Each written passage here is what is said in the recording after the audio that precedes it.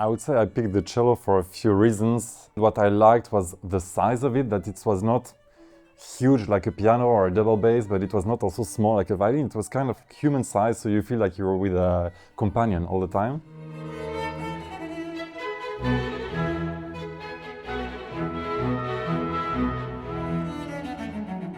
My grandmother used to play the cello. She started quite late, when she was 52. So I guess I heard her play, and I must have loved the sound of that instrument. And I started with the same teacher. He was my first teacher, Erwan Fauré, and he was very important to me in the fact that he really made me love this instrument.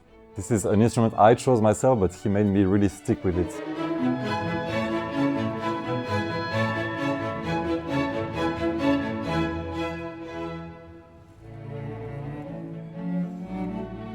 Haydn wrote 2 cello concertos, and this one is the second one in D major.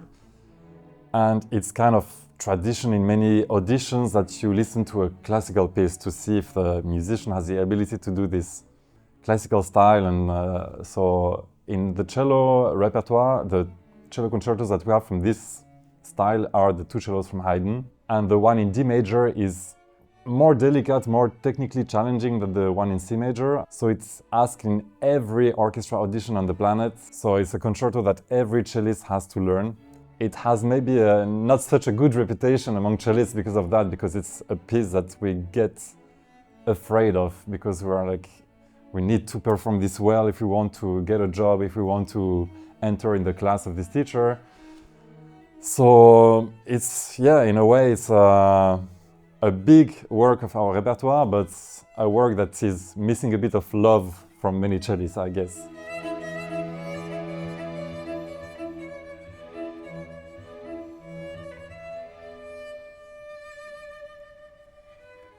I think one of the big challenges with Haydn's music, and with any classical piece actually, is that the slightest thing that not you do wrong, but if there is something a bit like that false intonation or something a bit outside, people will hear it like right away. There is nothing to hide. The orchestra is quite light.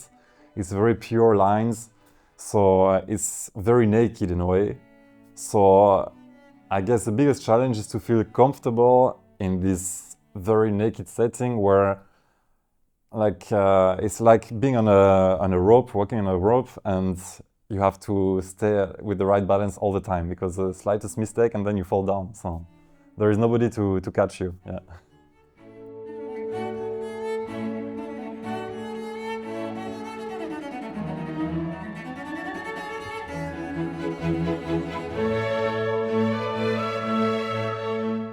I just kind of love the whole piece, and for me what was very enjoyable is to write my own cadenza and to be able to have this little moment where I think I went a little bit far away maybe from the style of Haydn, but I wanted to do it with my approach and not think too much about sticking to rules or whatever, and just try to write what I felt was coming out of my brain, I guess. Yeah.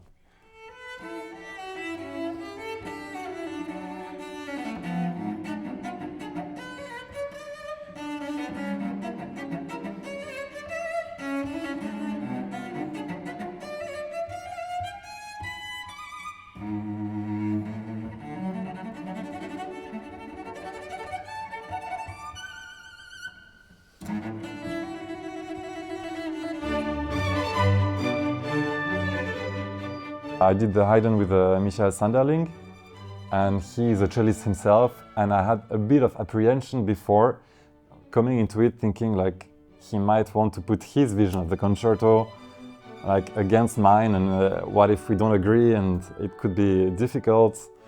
And in the end it was very organic, and he really let me do my own thing, so I'm very grateful for that.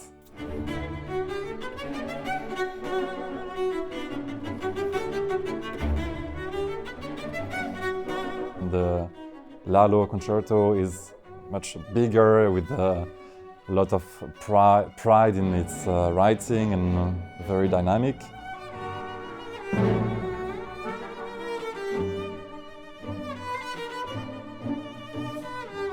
I would describe it as very elegant and operatic in a way.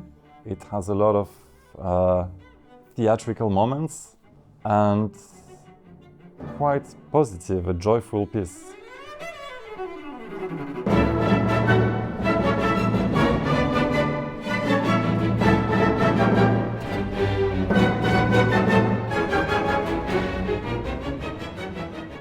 I don't know if it's played so much in concerts, but it's played a lot in the music schools. It's also a concerto that I had to play to enter the conservatory in Paris, just as I had to play the Haydn to enter the same school.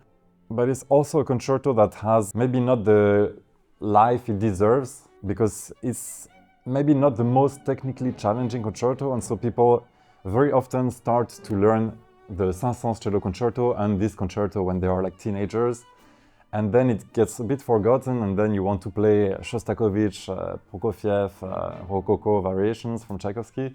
But it's a very beautiful piece, which deserves really like to have a light shining on it. So I think together with the Haydn, it's two concertos that for different reasons are maybe reluctantly played.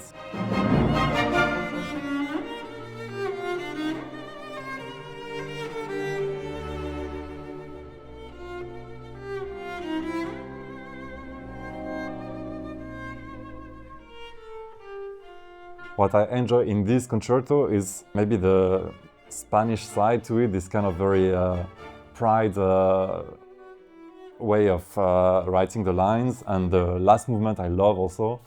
It's very, very virtuosic again, but also very in the rhythms very Spanish, I would say.